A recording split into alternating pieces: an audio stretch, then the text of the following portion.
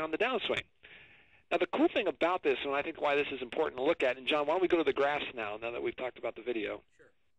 The cool thing to understand about this is the side tilt of the pelvis typically occurs because of weight shift. So you can see it here. If you follow my cursor here, he starts out at neutral.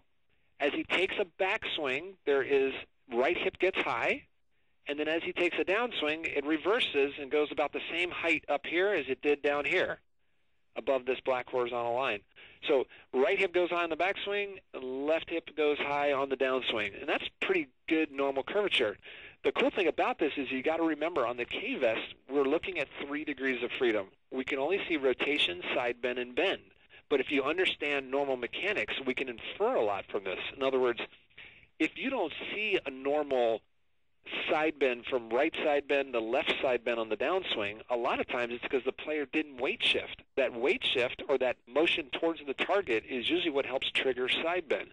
So if we, and we'll see some examples in here in a second, but if you see a player that's hanging back or they're not transferring their weight to their front leg, what will happen is you won't see the side bend, or you might even see the right hip even go higher on the downswing.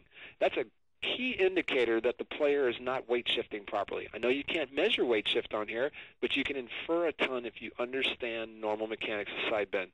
So a couple of things that I'd like to look at, and maybe we can show some examples of some players or John demonstrating some bad swings, is some of the things that we commonly see with players. Now, a couple of things before we show some of the examples. Obviously, the first thing I look at is setup. I like to see that they're square at setup. If it's setup, you see that this blue line starts down here, like at, let's say, minus 10 or 10 degrees. That means they're already starting with their right hip high.